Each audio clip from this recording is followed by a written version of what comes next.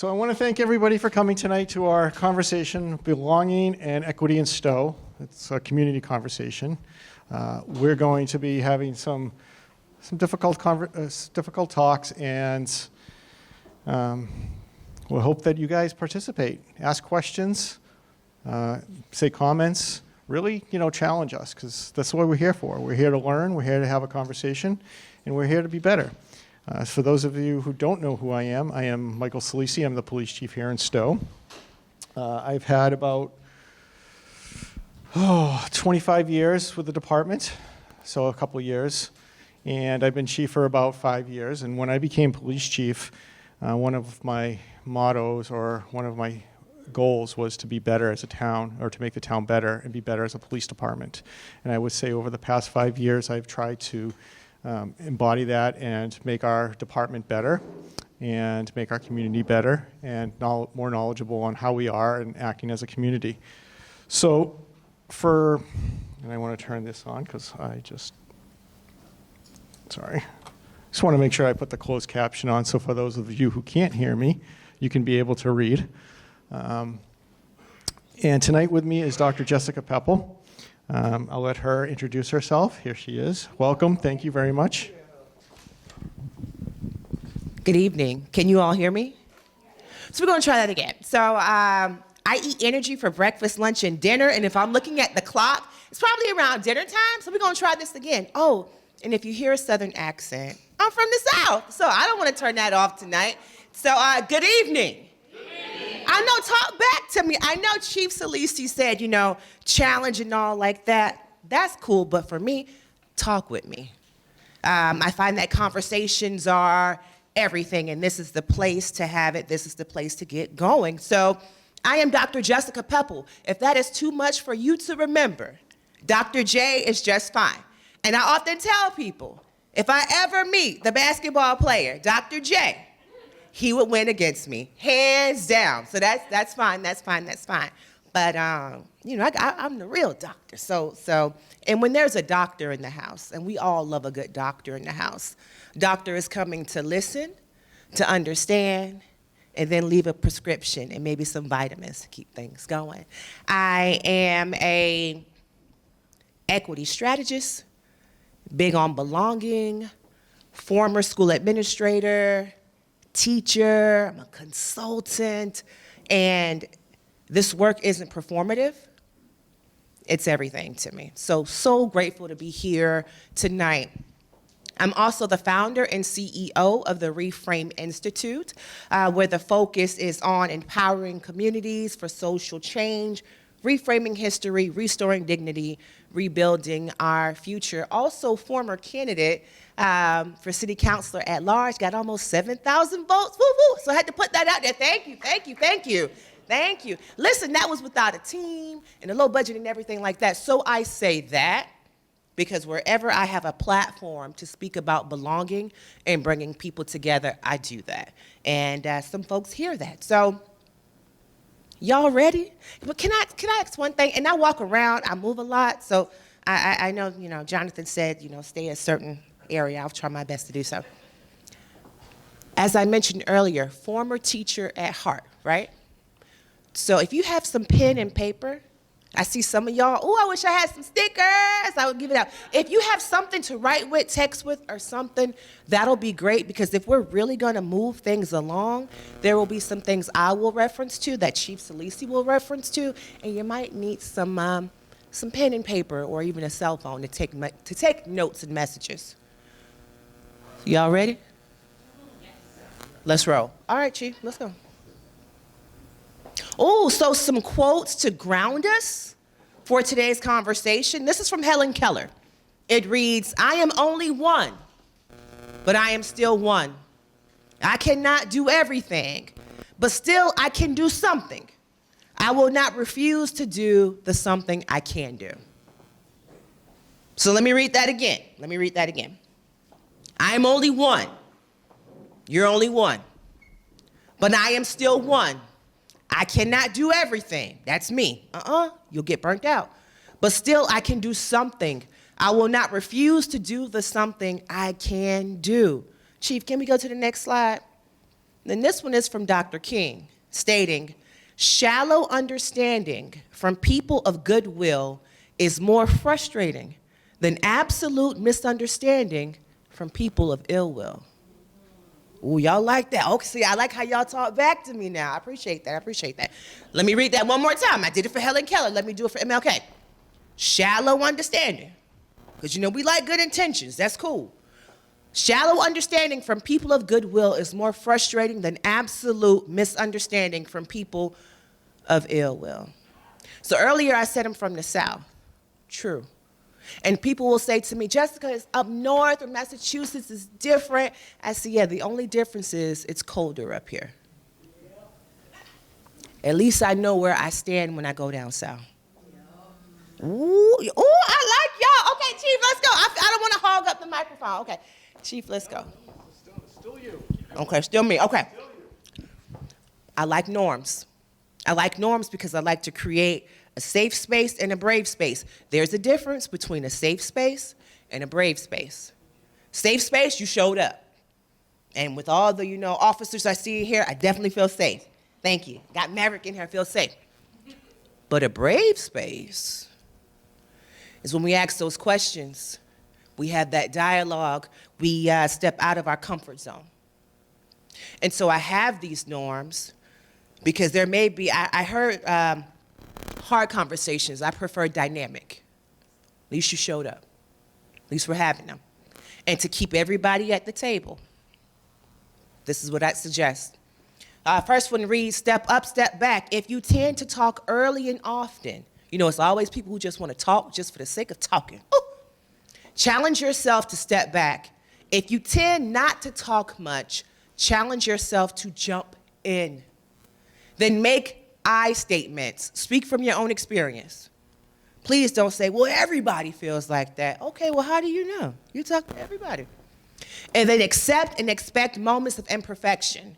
We are all figuring this out together and we'll make mistakes. It is okay to take risks and to make mistakes.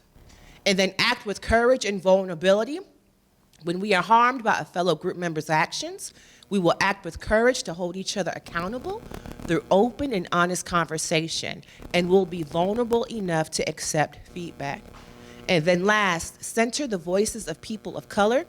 Be cognizant that our goal is to center the experiences of people of color and others whose identities have been historically marginalized. Does anyone want to add anything else to the list? How about be kind? How about be authentic? How about stay engaged? How about keep it real? Push gently, because I push back. Y'all ready? Okay, let's roll. And the agenda. Why we're here, what is belongings, microaggressions, Q&A. We in and out. Yep. That's it. That's the show floor. I believe in being up front. And Chief Sallese, it's all yours. Thanks. So why are we here? What made me decide to come forward and say we need to do this? Well, over the course of my career, I've heard some things in Stow. I've been to calls in Stow. And what really, something I noticed that happened within the past year is I posted the solicitors list. Now, I have to approve every solicitor that comes to town. And so I did, and I wanted to let everybody know because we get calls. Someone's at my door. Someone's at my door. Do they have a permit? Do they have a permit? So I thought I was doing the right thing by posting it on social media and saying, hey, listen, we have this, we have these solicitors in town. They're approved. No problem. So we also have a do not solicit list that went from about 60 addresses to over 400 addresses when this was posted. Individuals are black and brown individuals, and the addresses kept coming in and coming in. I don't want people people coming to my door. And I understand that, right? I don't want people coming to my door. I have posted our do not solicit list for 10 years. It has been on our website for 10 years. It's been in the paper numerous times over the course of years. I pushed it out many times. Not once did it have this much increase until I posted those photos. So that's one of the reasons we're here. So let's unpack this. Anybody have any comments? Okay. Go ahead. Oh, no, I was just going to say I have a saying that data don't lie. Not good grammar, right? But data doesn't lie. The numbers jumped up. And it was, Any thoughts? Hold on, Chief. Any thoughts? Any thoughts? Oh, a microphone. Okay, pass the microphone. Okay. How many times would you get calls when other solicitors were not? so we get calls all the time for solicitors. That happens all the time. So that's a constant with us. However, it is more profound. The calls come in more profound when it is a person of color. And I just want to let everybody know too. I know you see the cameras, and people are shy.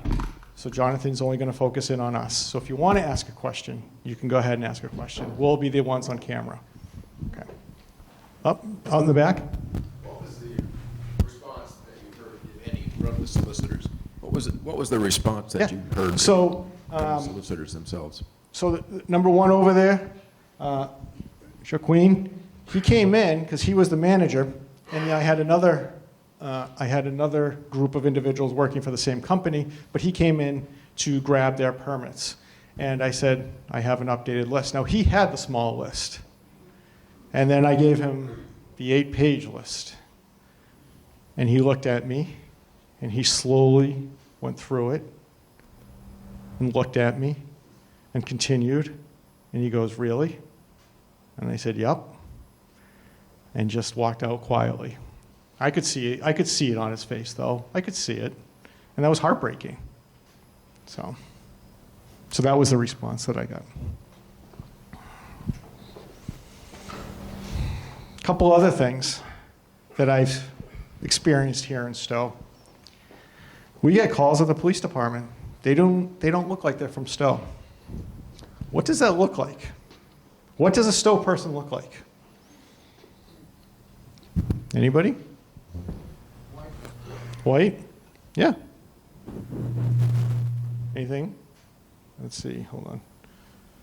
Oop, wrong. There we go. This is just typical, male, man, woman, 44 years of age, $176,000, bachelor's degree. Stow is 92% white. That's what typically a Stow person looks like? I don't know. I can tell you from my own experience that there was an individual that was from the area. He was white. We get calls on him all the time. Doesn't look like he's from Stow. Ragged. Lived in the woods by choice. Millionaire. Millions of dollars. That was his choice. You laugh, but we get calls. He doesn't look like he's from Stow. The people at the beach are playing south of the border music. I heard a laugh. That came in. People living across from the lake would call in and say that the people using our town beach, which we have community funds for, which we welcome everybody, we would get complaints. Not because of the volume, but because of what they were playing. And these are the experiences. These are the calls that I've gone on. That individual that was had millions of dollars, I've talked to him when he came through Stow. I talked to him a bunch of times. 2 o'clock in the morning. Where you going? George, you want a ride? Now, I knew he carried a knife with him everywhere he went, so I knew to be cautious. But I was always talking to him, and I knew what his story was. People at the beach playing south of the border music, really? And there were 2 black men parked on the road sitting in a car. This is a call that came in. Do you think I should play it? I want to play it. I have the call. So. Nope, of course. Technology is going to be wonderful tonight, right? And I did take out the address. The police line's recorded. Hi, I'm probably being overly cautious, but I just left my son home alone, and when I left, there were two guys sitting in a car across the street from my house. Just wondering if you could drive around and check it out. Okay. Where do you live? Yep. Great, thank you. And what's the car? It's a nice black car. I didn't get the make of it, but there were two big black guys sitting in it. And I never see African American people around. So it just makes me a little nervous. Okay. Yeah, we can go take a look. All right. Great. Thank you so much. Okay, bye. Okay. Bye.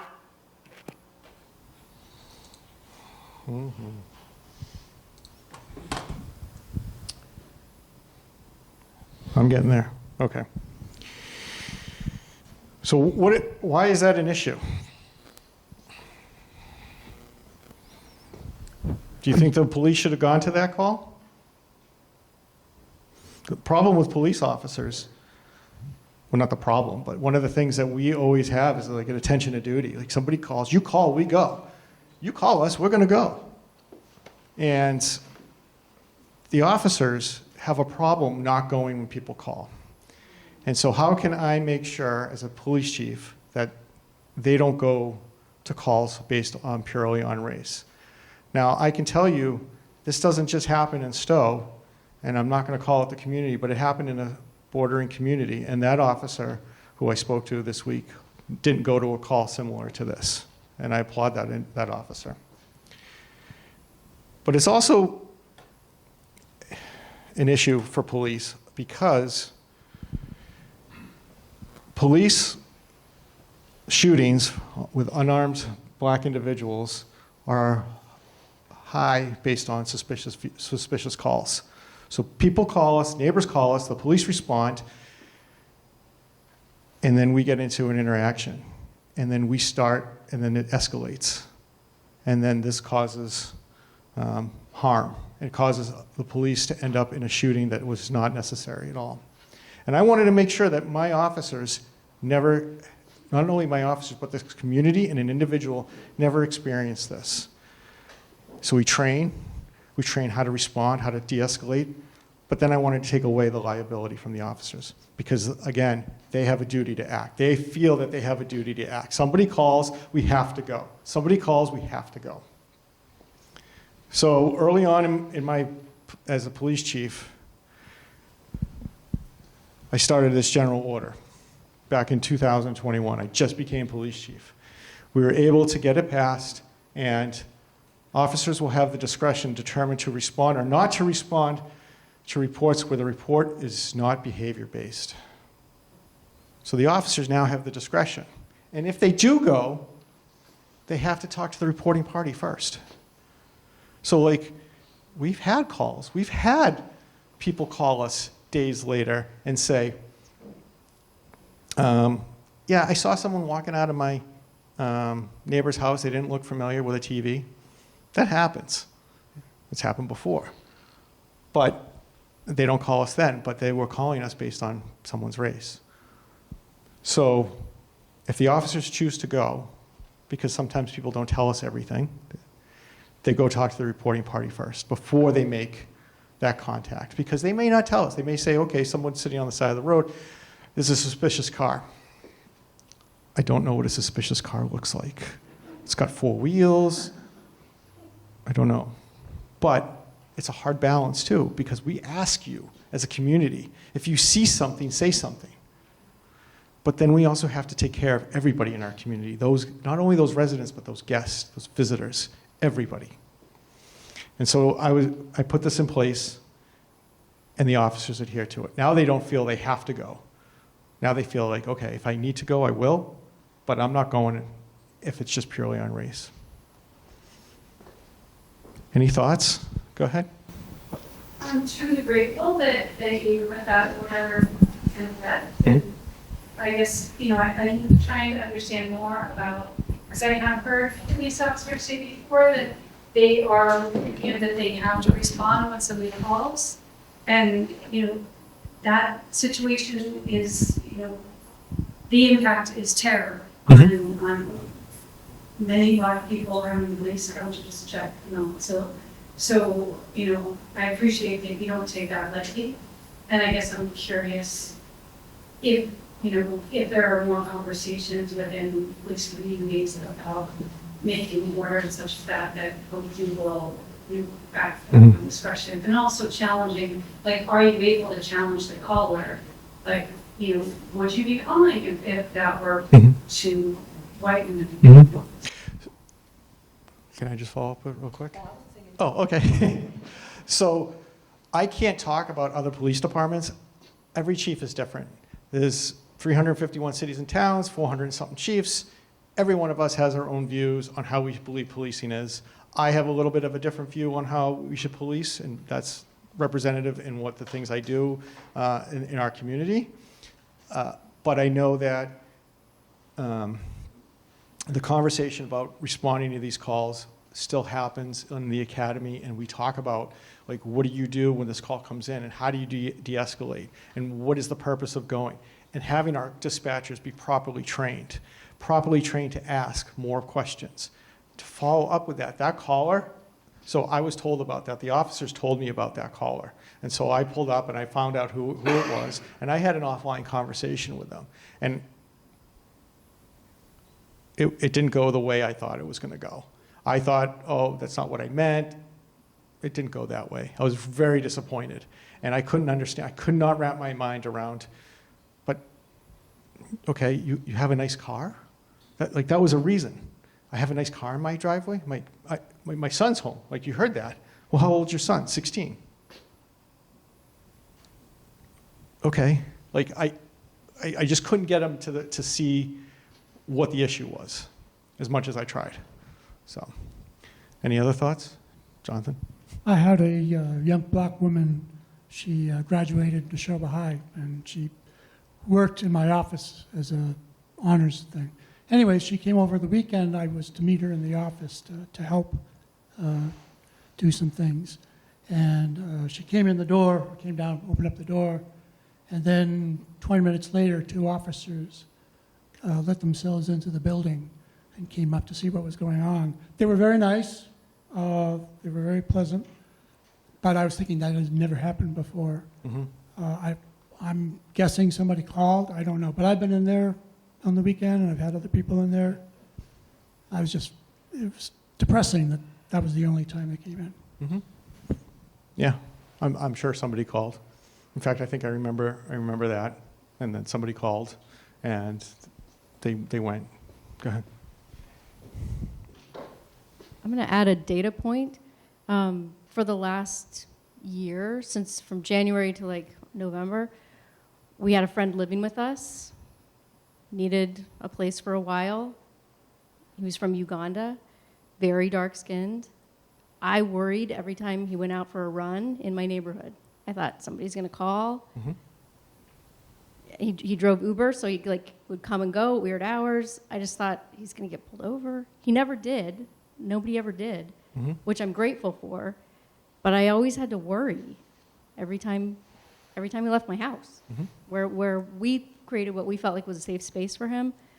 But there were not a lot of other Africans in our town. So he didn't have a built-in community. Right. Dr. Pepple, do you have any thoughts? I have plenty, but the educator in me wants to get to the content to break down and understand everything. But before we go forward, I want to go back, because I remember one of the norms I said to center it on people of color. Keep going. Pause. If you're not familiar with the names, feel free to write them down. Take a picture. Stephon Clark, then Sonia Massey. Sonia Massey was just last year. If we can go to the next slide. I just really want to make sure I say their names. I wouldn't feel right if I didn't. Yes.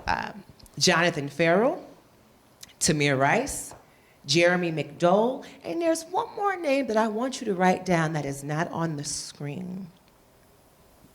Trayvon Martin. Yes. Let me tell you why that's a sensitive spot for me. I was down the street when he was murdered. And when you hear the call, and then like with me, because I come from Orlando, Florida, so that happened around Sanford, Lake Mary, Florida. So the world got a glimpse of the case. I got the whole 9 yards. And then when you are in the courtroom and you hear everything play out and you hear the results, it hits different. So Trayvon Martin, iced tea and Skittles. Some people try to frame that around him. But before I went into my piece, I definitely wanted to say their names. Thank you. Okay, Thank you. no problem. Keep going. Okay, y'all ready? Quick question. Are we able to turn off one light? Can we play with the lights? Can somebody help me, please? Thank you.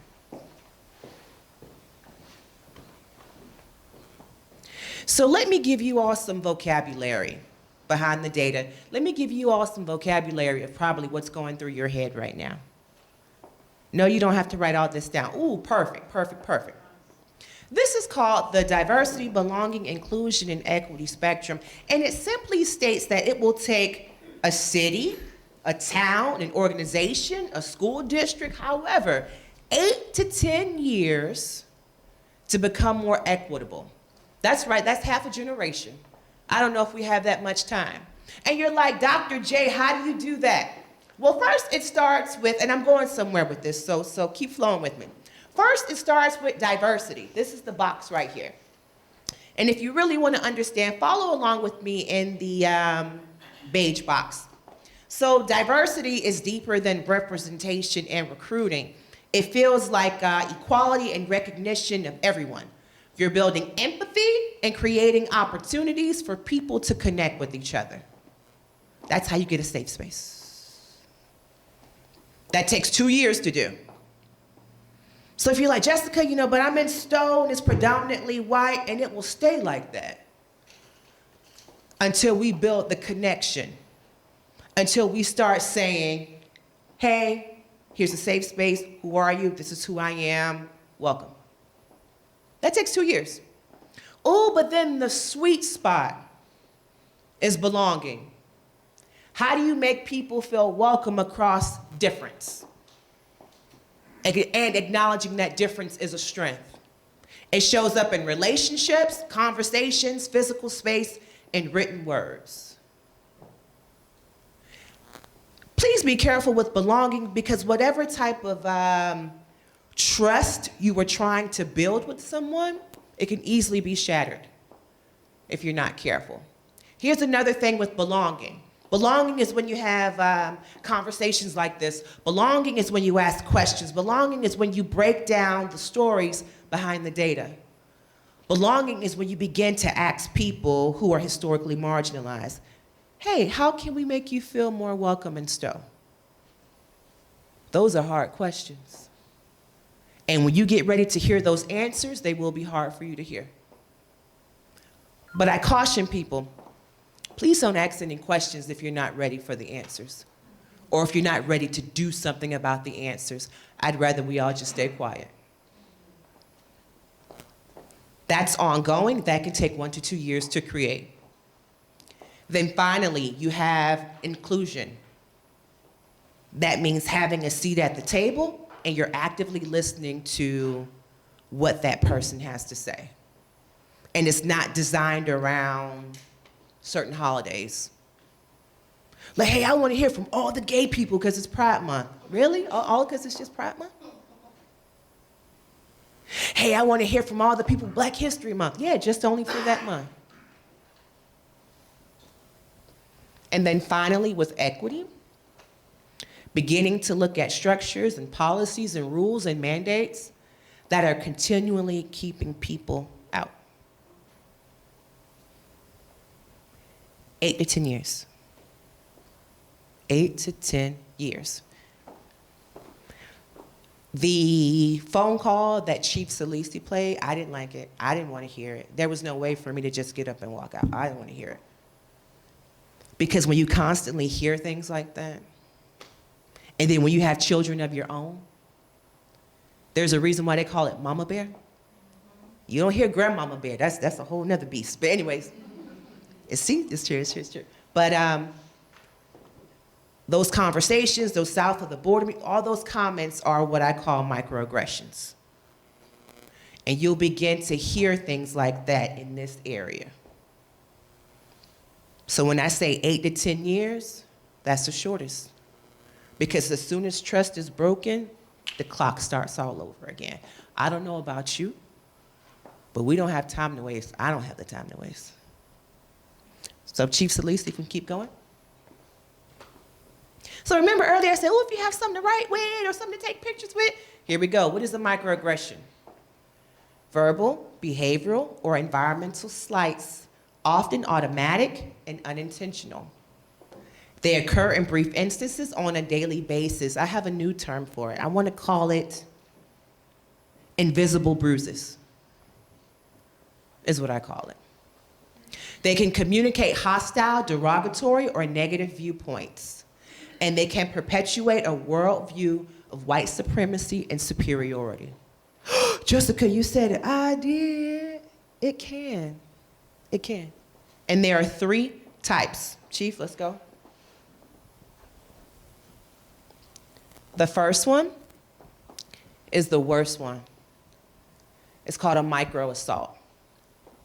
Overt discrimination or criticism that is done intentionally to discredit a marginalized group. So what are some of those examples? A swastika being carved into a front yard. Posting historically offensive symbols, a Confederate flag. I see them up here in Massachusetts, not just down south. Slurs said to others related to religion or sexuality, mocking the way someone dresses, belittling or a bullying behavior. They know exactly what they are doing. And it's toward a marginalized group. So some people will say, oh, it's just bullying. It's not. It's not. Chief, we can go to the next one. Micro insults. It's tricky. It's a comment that communicates that the demographic group is not respected, but the target is seen as an exception to the stereotype. For example, Jessica, you're pretty smart to come from the South. Thank you. Thanks. No. What about the other people? Are you saying they're not smart? You're pretty for a black girl. That's it. Like some people will say, I'm just giving you a compliment. Well, what about everybody else? That's not a compliment. It is often seen as a compliment in the eyes of the person who said it, but is actually a direct insult to the person who receives it. And the person who said it don't even know. It can also, wait, let's go back. Yeah. Or for my women in the building. A micro insult can be seen as judging a woman as harsh when she speaks with authority. But a different person, a man can do it. And it's like, yeah, he's in charge. Yeah, I love it. A woman does it. Who does she think she is? Yeah. Even talking over her in meetings or ignoring her input. I can say something right now, like, oh, wow, the sky is blue. Chief Sallese, yeah, the sky is blue. It's like, yeah, we're going to go with Chief Sallese. He said the sky is blue. I just said the same thing. Okay. Chief, let's go. Micro-invalidation. These are the most common ones that happen.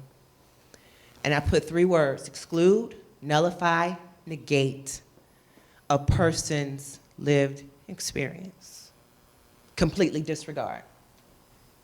So you know how, and I'm going to use this as an example. I hear it often.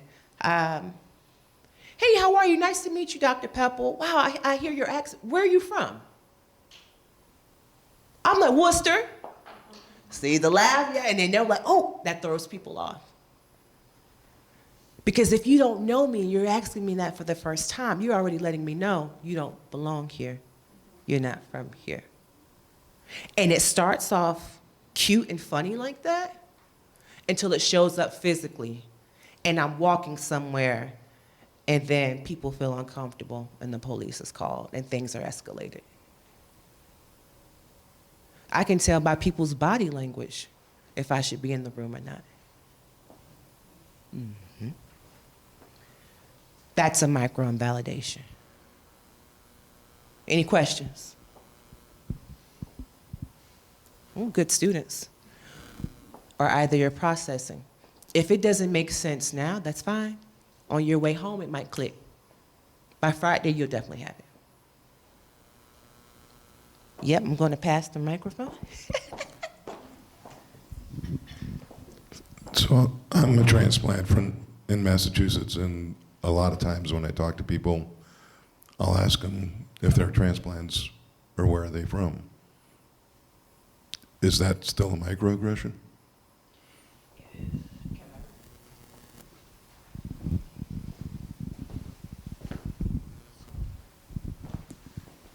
So the way I would phrase it would be, is this your first time meeting the person? What type of relationship do you have with the person?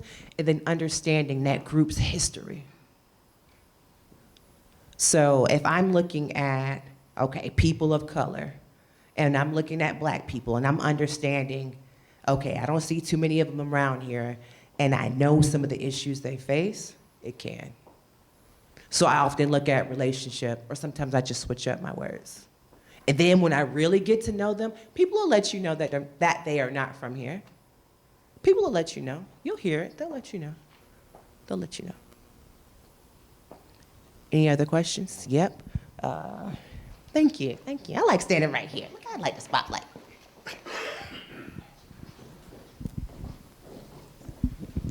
So one of the things I've seen a lot in this area of work, and I'm wondering if you would call this a subcategory of micro-invalidation or if it's a different category entirely or something we're going to get to, is that white people are really quick, in my experience, and I'm probably one of them who does it, quick to try to explain away instances of racism when we're told about them. Yep. So you say, well, this person followed me all around the store. Yeah. And then I'll be like, well, but maybe they thought you had something on your shoe.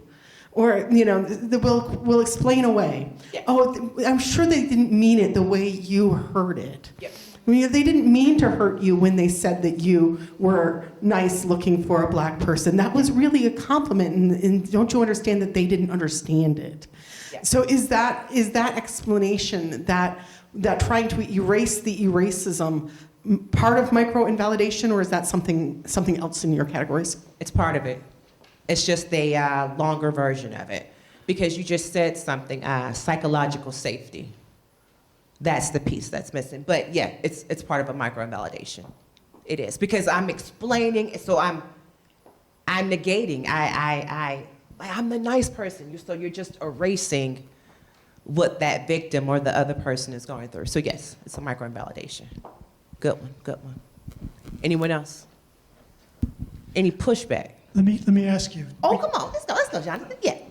We have a church here in town that was bought a few years ago, and it's a black church, Yep. as far as I can tell. And also, as far as I can tell, we have nothing to do with them, and they have nothing to do with us. And I'm wondering if myself or someone was to go to their church service, would that be an aggression? No. Or? No, that's called creating belonging. But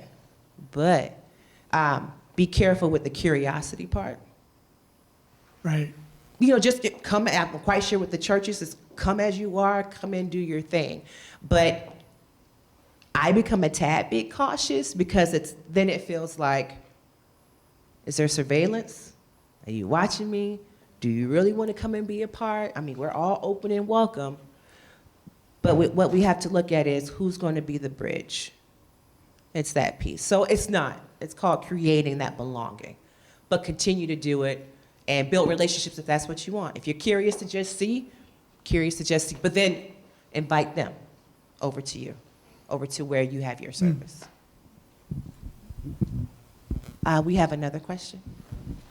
I was just surprised at something I just heard. Uh-huh. And I'd love your thoughts on how to address it effectively. Okay. I don't know what a black church is. Yeah. And I didn't expect to hear that in this environment. Mm-hmm. So how do you address that in a larger environment? Let me make sure I understand. So if someone says a black church, I want to make sure I understand the question. So do you mind repeating it for me? Because I can go 3 different ways with it. I'm curious because in this environment where we're discussing equity and inclusion, and we're labeling things with names like a black church or a white church, I'm not sure what that means. It doesn't have a context to me. Okay. So a church, I probably would rephrase it. So 2 things. One, if the cameras weren't rolling, I would expect to hear more. Earlier, I mentioned having the safe space and the brave space. So people are learning vocabulary. But for a quote-unquote black church, I would probably phrase it as a church that has predominantly black people attending. A church where the music and culture is rooted in African or African-American type of history and music. Yeah. See how those long words slow you down and you have to... Yeah, I would probably phrase it like that. I started to make a joke saying, were the walls black? Were the building black? But I knew better. But it depends on how you phrase it, and more importantly, how you humanize it. Tie it to the people and celebrate who they are and what they do. And grace. So just as people are getting their vocabulary right, same thing I would want for me, for my grace. Any other questions? Yep. Y'all know we got some more slides, but go ahead. So where does it fall on the scale of microaggressions when somebody looks at you and says, well, I don't see color? Yeah, micro invalidation. That person is choosing not to see it. And so then I'll say, well, what does that mean? Because when you get to a stop sign, you stop. So it's true, right? But I have a slick mouth, so I have to be careful. So then I'll say something like, are you choosing to ignore the blessings and burdens that comes with a certain skin tone?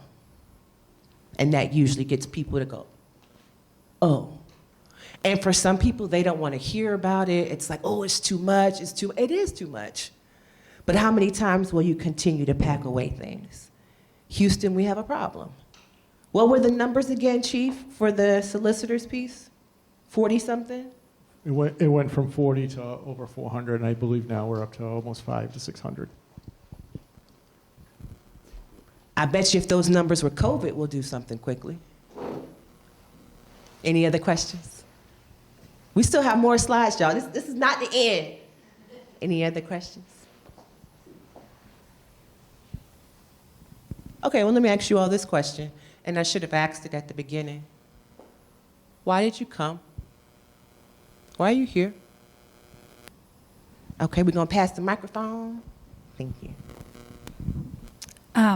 I was at a home that those solicitors that sort of sparked, or was a piece of what sparked this conversation, came to, and they helped us with our internet connection and getting a good rate, and had a great conversation with my brother-in-law about their shared academic interests. And I was really upset to learn a week later that that was not the response that the whole community had. And I want to be a part of the solution, but I don't always know what to do. Yeah, I'm with you. And that's a lot of people.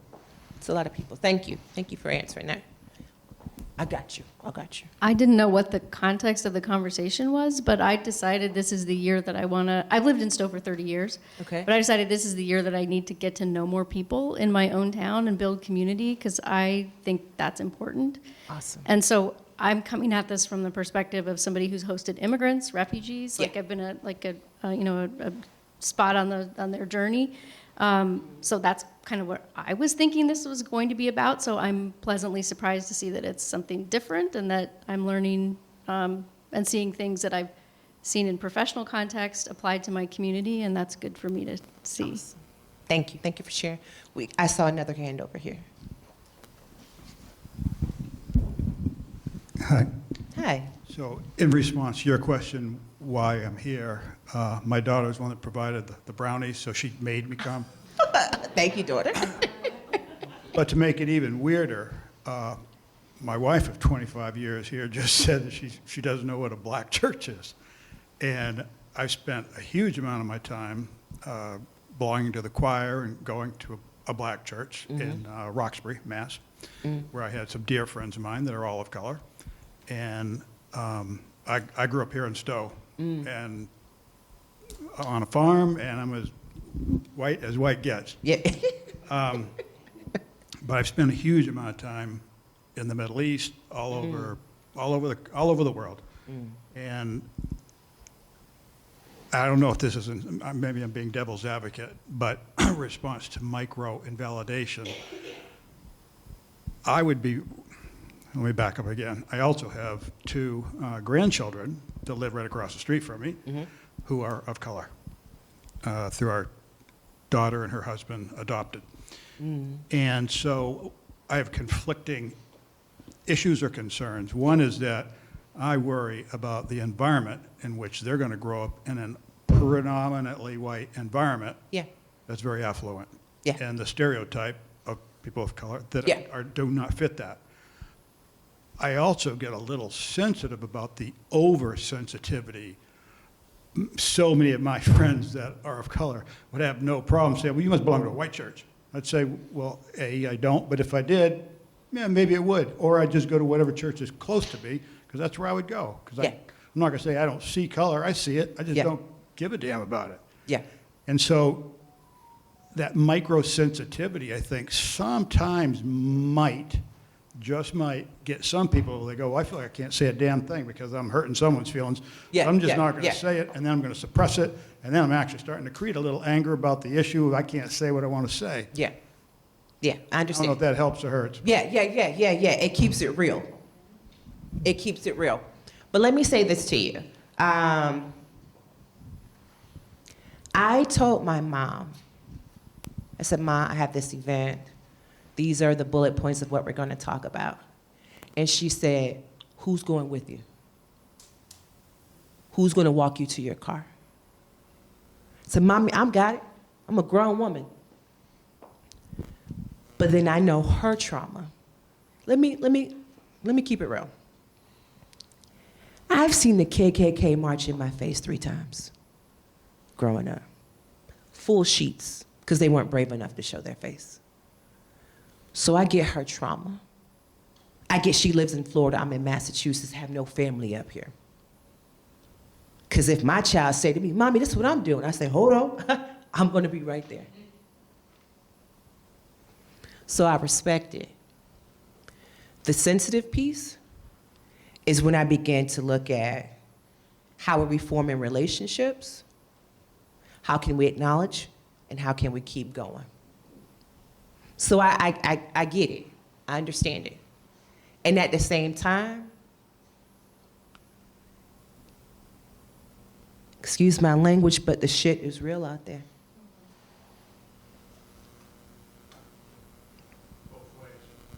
I'm with you. I'm with you. I'm with you. And the fact that you're here, the fact that all of you are here, because I called tonight an awareness night, because people are so quick, I want action, I want action. Woo-hoo. Well, you're not. You don't. Awareness first. This is our first step. And so I'm with you. And thank you for coming, and thank you for being honest. And to the daughter, to the wife, I appreciate y'all. This is family affair, because you can't do it by yourself. Any other questions? Because y'all, we get, okay, cool. Chief, am I talking too much? Everything all right? Okay. Keep it going. Okay. In answer to your question, why did you come tonight? I wanted to say that, so I'm the minister of the First Parish Church of Stow and Acton. Oh, forgive me, I have sinned. I said the S word. I'm sorry. Look, sorry. No, we don't do that. It's Okay. universalist. You're all saved. Okay. So the church is very liberal, religiously liberal church, and fairly politically liberal. And I live in an enclave, and I can be kind of quick to get into that, like, I don't see color kind of mode of, like, oh, we're doing really well, we're working really hard on this, pat ourselves on the back. And so I have made it a religious and a professional mandate to try to disrupt my thinking, to try to find things that will challenge me and push me outside of my safety zone. And so I came here tonight to be challenged and pushed to be better. Awesome. Let me push you on this real quick, because this just hit my spirit. Do you know what the unemployment rate is for black women? I do not. Okay. Do you know what it is for the nation? I do not. Somebody got their phone out? I'm really bad with numbers, for one thing. Okay, I got you. Can somebody tell me really quick what it is for the nation? 4.4? For black women, 7.5. Yeah. Yeah. And it's only going to get higher. That's at the nation, so who knows what it is in Massachusetts? Right. And with these budget cuts coming up for education, it'll go up higher. So just keep that in the back of your head. I just want to throw that number. That hit my spirit. Thank you. So Thank keep you. it in the back of your head. Yep. I think I saw another hand. My name's Amy. To answer why I'm here, I'm a mother bear of a daughter who's black, and the microaggressions. There's really nothing micro about it. I raised her and saw the body language, like the eager to meet you because your hair is amazing kind of stuff. Yeah. Was so destructive, and there was local communities where I would lunge in front of her to stop that, and people would jump around me to get to her. I just wanted to tell her how amazing her hair was, and I was like, and you can stop, that's not helpful, can you please leave her be? And that was very hard to convince many people.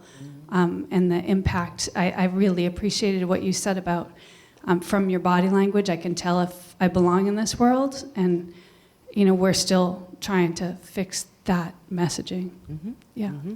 And I guess secondly, this is the first time I've ever seen a police chief notice something like this and pull the community in to discuss it, and I wanted to support that. I'm very grateful. Thank you. Thank you. I think we heard some snaps. Hey, you got snaps. Thank you for sharing, and hugs to your daughter. Anyone else? Oh, okay. So I also attend First Parish Church, and I'm the person who works with security issues. We are currently in talks with the Church of Hudson and Marlborough to possibly merge. Okay. And if that happens, people from that church will be attending our church as well. And we hope to try to reach out to the Marlborough and Hudson community and invite more people to attend our church. There are much more diverse communities than Stow and Acton are. And so I'm here because I would love to hear more ideas about how to make people who don't necessarily look like people from Stow to feel more comfortable coming here and joining with our community. Did you take a picture of that framework I showed, the DBA? Okay. Because I don't know if slides will be shared. I don't know, but we can put that back up one more time for you to take a picture of that. It says a lot. It says everything. And it works, and I say that because in a previous role of mine, I was the only black woman. And I find myself being the only black woman in a lot of places, okay? And with my vision and with my mission, we were able to recruit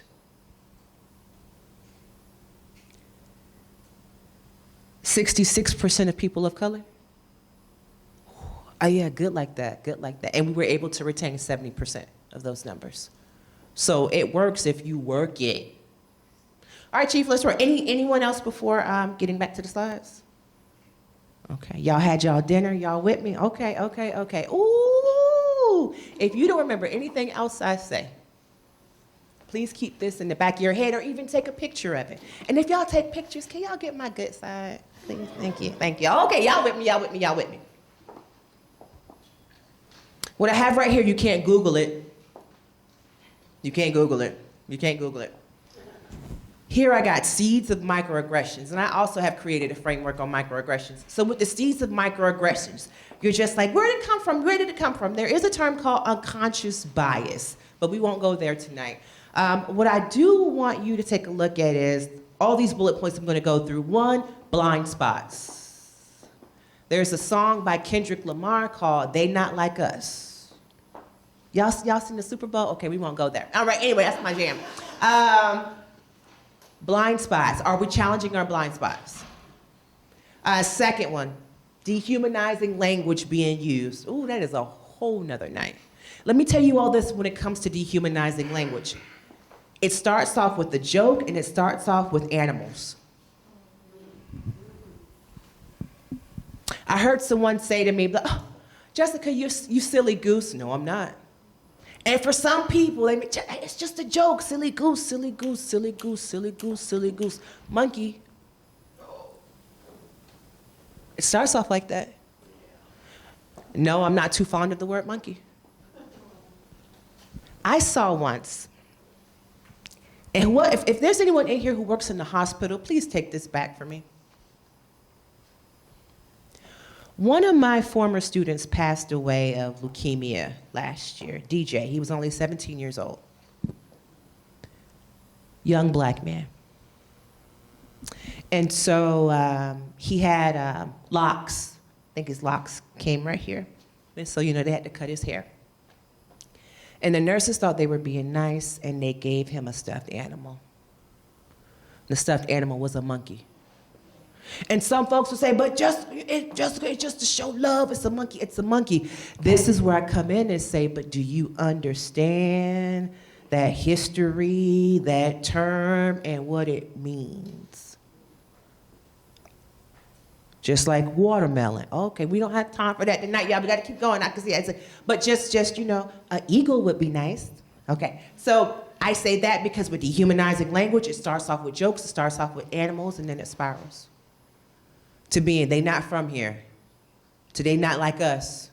They don't look like the typical Stow resident. All right, let's keep going. Then people get frozen with the bystander effect. Like, Jessica, I heard a microaggression, I heard these bad words, and I froze. And you will.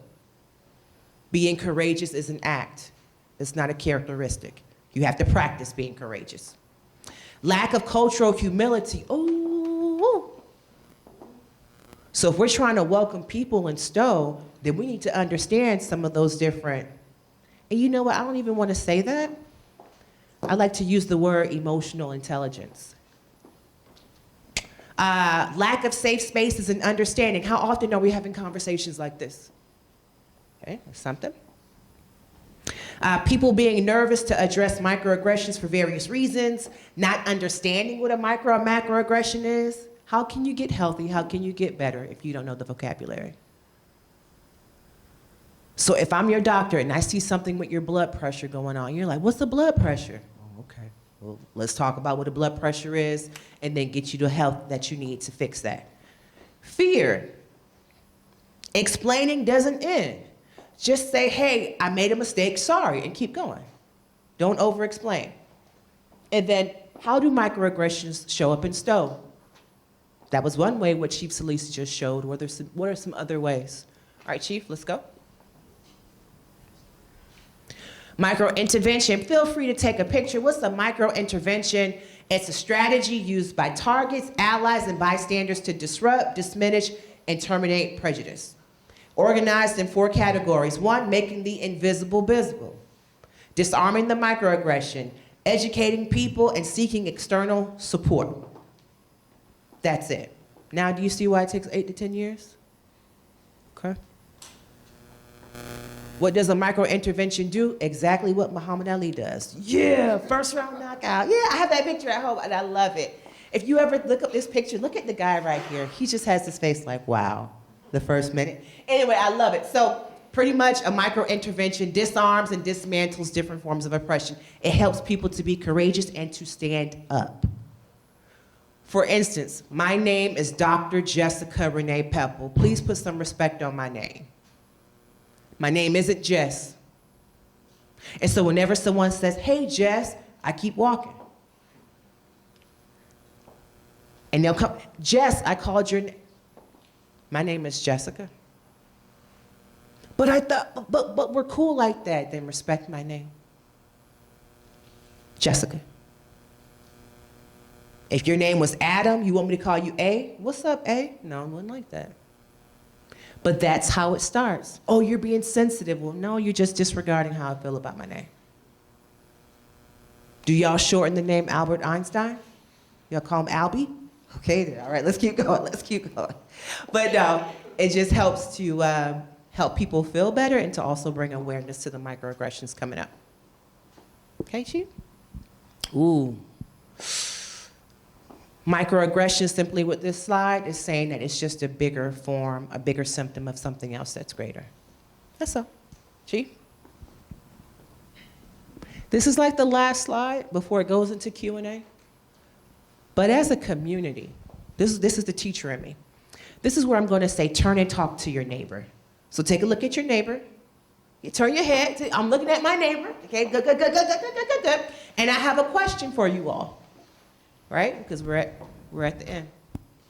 What is one commitment you would like to see this fiscal year? So from now to July 1st, when it comes to the conversations you just heard, from the phone calls to the do not solicit list, like, what happens next?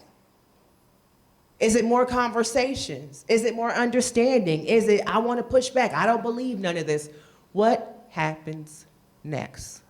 And I did have chart paper and markers because based on what I shared with you all on the 3 different types of microaggressions, I was curious to see how you would categorize the different scenarios that Chief Sallese presented.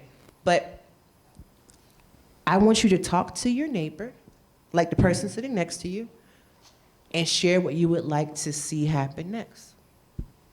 So you get 5 minutes to do this. So Chief and I gonna walk around and hear what y'all are talking about. But please, feel free. If you're like, Jessica, I don't want to talk, it's done, say that too. But the clock has started. What do you want to see happen next?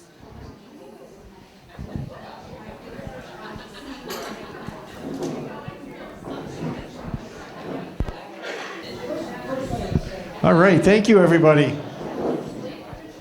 So I'm going to share out. I'm going to share out first, and if anyone wants to continue, that would be really great. So I've been asked to make my department better, do what I know is right by our community, by not only the community, but the select board. So for me, what I would like to see is our select board now carry on our conversation here and have our select board and our senior elected officials take the next step, and don't let this conversation that we started and we're brave to have here just stop, and let's make some good changes. So that's what I would like to see. And I know we have a select board official here now, and I'm taking a big risk by calling my bosses out like that. And I understand that position, but that's the way I feel. So that's for me. Would anybody else like to share? Go ahead, Hector. Oh. Some of us on the select board agree with you, by the way.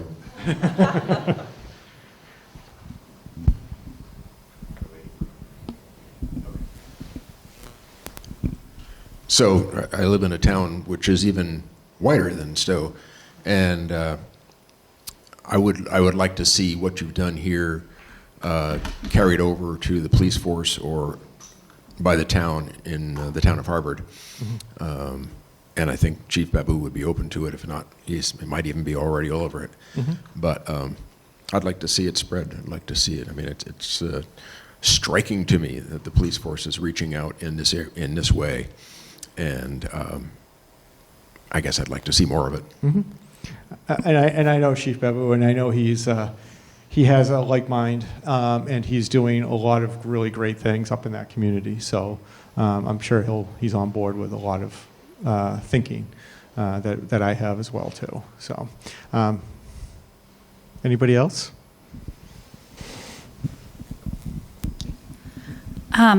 Well, one's sort of a question and one's a hope. The the hope of continuing more conversations like this, and maybe some in the format of sort of practicing these uncomfortable conversations so that they don't have to be uncomfortable, or so we know how to stop the freeze into bystander mode, or we can illuminate our various blind spots. My question is, as we talk about microaggressions and those conversations in the police department, when you have callers or people expressing concerns and they're very clearly saying something that is a microaggression, are there conversations amongst the officers about how to call that out, or how to navigate it, not to escalate it, but to sort of not just not go on the call, but to maybe tell the person that the reason they're calling is problematic? So, not always, no, because the dispatcher will get that call, and the officers are not in the station, and so they'll be told about it over the air, and they don't get the whole. They get snippets of what is being told to the dispatcher. Now, when we all come back, because we all congregate and talk about our calls for the day, and we have those conversations on how we can do better, what kind of calls that we had, what went right, what went wrong. It's very informal, but those are the things that happen. The dispatcher will be like, hey, listen, you got to listen to this call. And then that typically will start to get to the point of like, okay, a sergeant, lieutenant, or myself, like, hey, listen to this call came in from this person. We didn't go on it. Because again, even though I told them they didn't have to go on it, they still want to get, yeah, it's okay. Chief says it's okay.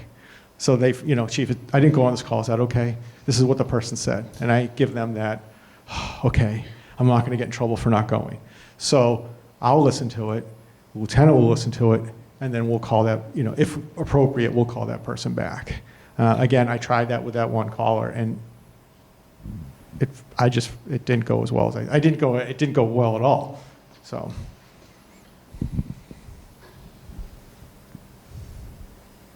Anybody else?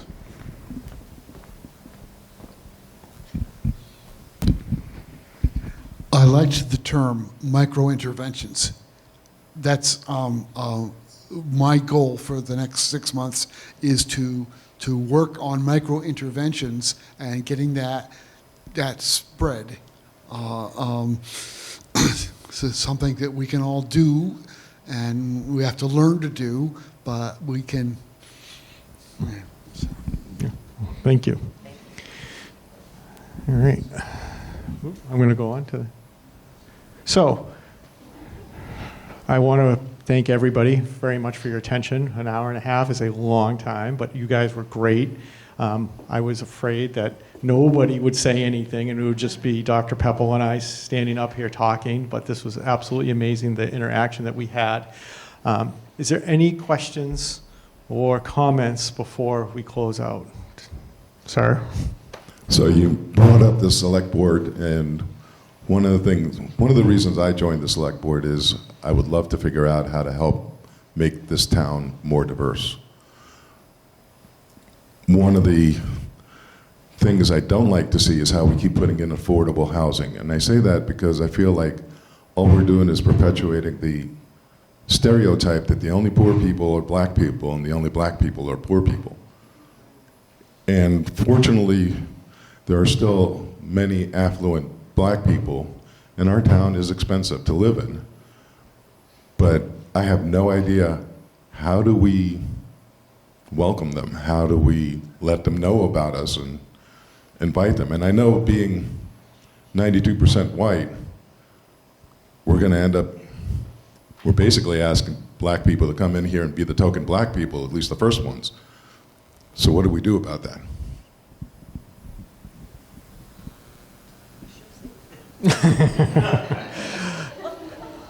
Well, I don't have the answer for that.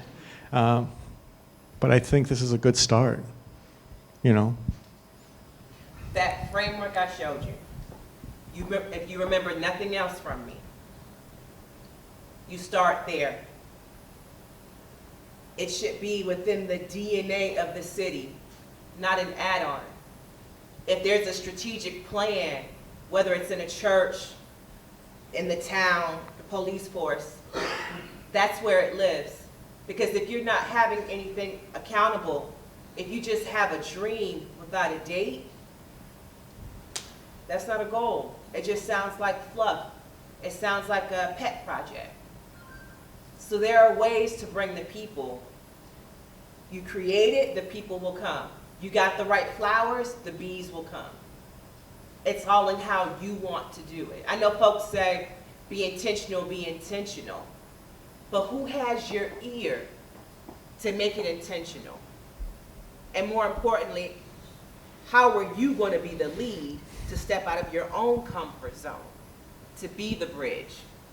So it's easy to say be a bridge, but what are those technical pieces and those adaptive pieces to do it? It can happen. It will happen. It's up to everyone here. I can't help but think about the phone calls and stuff like that and people saying, what should we do next? With a micro intervention, you have to be able to hit microaggressions at every angle.